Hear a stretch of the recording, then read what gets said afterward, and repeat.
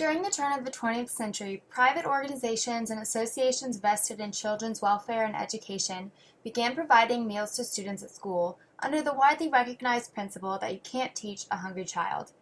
With the growing enthusiasm for school meals, the first federal aid was provided for the cause during the 1930s under the Civil Works Administration and the Federal Emergency Relief Administration. In 1946, President Truman signed into effect the National School Lunch Act, which created the National School Lunch Program, or NSLP, the same program we know today. The NSLP got a facelift in 2010, however, when President Obama signed into effect the Healthy, Hunger-Free Kids Act, which set new nutritional standards for school lunches based on the 2010 Dietary Guidelines for Americans. For the 2012-2013 academic year, 21.5 million American children received free or reduced lunches daily. The National School Lunch Program aims to assist schools in providing nutritious meals to school children at reasonable prices. An additional objective of the program is to encourage the domestic consumption of agricultural commodities. With childhood obesity reaching epidemic levels, a new focus of the NSLP is in providing nutritionally balanced meals to children and adolescents in line with the National Dietary Guidelines.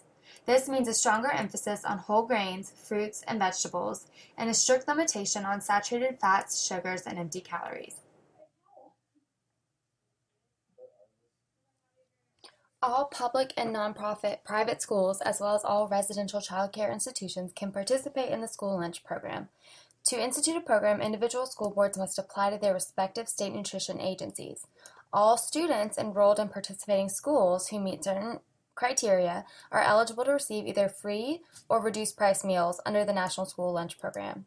Given the target populations, you may find yourself asking which children are eligible. Children who fall into the following categories are automatically eligible for free meals. This includes children in foster care or Head Start, children who are homeless or migrant, or living in a household that receives benefits from the Supplemental Nutrition Assistance Program, or SNAP, the Food Distribution Program on Indian reservations, or temporary assistance for needy families. Children who meet income-based criteria can also qualify for free or reduced school lunches. If a child's household income is at or less than 130% of the national poverty level, he or she meets requirements for free lunches. If the child's household income is between 130 and 185% of poverty, the child can receive reduced price lunches, which are allowed to cost no more than 40 cents.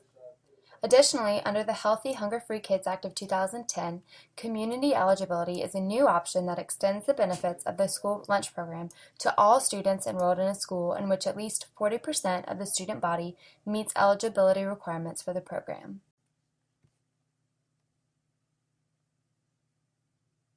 Nutritious lunch meals are provided daily to all qualifying students.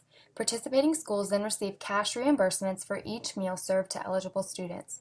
Schools receive food and raw materials donated by the USDA for meals and can obtain bonus supplies as they become available through surplus agricultural stocks. Team Nutrition of the USDA provides schools' food service staffs with technical training and assistance for preparing healthy meals, and they also work to educate children and their caregivers about the link between diet and health. The National School Lunch Program serves over 100,000 schools and child care institutions across all 50 states. To bring this number down to scale, in Leon County, Florida, specifically, 23 elementary schools, 8 middle schools, 7 high schools, 1 K through 8th grade, and 2 K through 12th grade schools offer free and reduced price lunches to their students. The National School Lunch Program is implemented at the federal level to the states by the USDA's Food and Nutrition Service.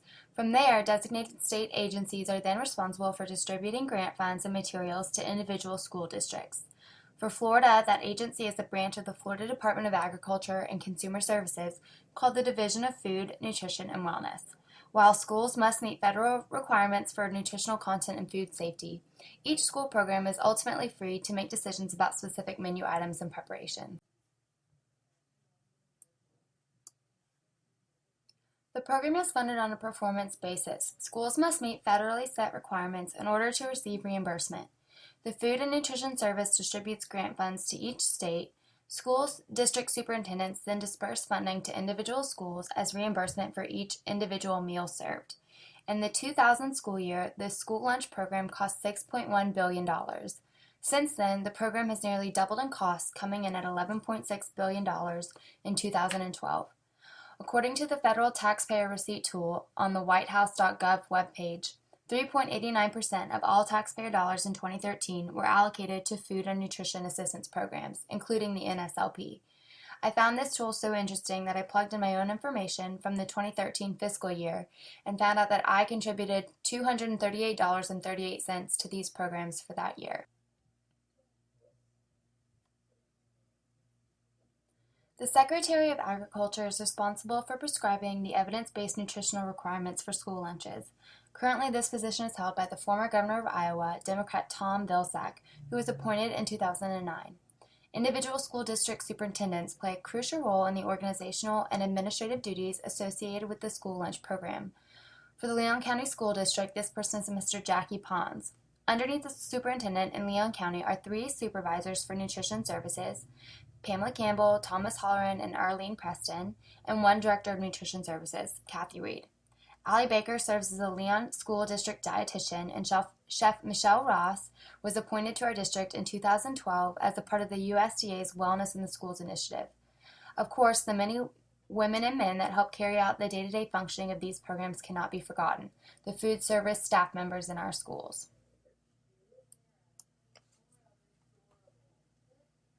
To bring this national program down to a more familiar level, I wanted to talk a bit about Leon High School specifically. Founded in 1831 right here in Tallahassee, Florida, Leon is one of the oldest schools in America. While the top-down efforts to improve the nutritional status of our students has been well received by all appropriate administrative leaders, I worry that the execution of these programs may fall short when it comes to the final test, the taste test. Yes, Chef Michelle Ross and the entire nutrition team has done a fantastic job bringing creative and cultural dishes to the cafeteria lunch line, including options like Cuban pork with plantains, meatless Monday black bean burgers, and even a few Asian-inspired meals. Despite these efforts, school officials nationwide have reported record high amounts of plate waste. Plate waste is defined as the amount of edible food served to students that is uneaten and thrown away. This is not only a huge waste of federal taxpayer dollars, but it also means that the ultimate goal of the program, which is serving healthy and nutritious meals to our students, remains unachieved. It seems as though the program has been successful in implementing healthy changes to the legislation, but we still need to work towards acceptance of these changes by our target population, the kids. One of the main roadblocks for this program at Leon High, and all high schools in Leon County for that matter, is the fact that they are all off-campus schools, meaning that students are permitted to leave campus during their lunch period, ultimately choosing to buy their lunches at the Whataburger around the corner, the Subway down the road, or at other countless unregulated food establishments nearby.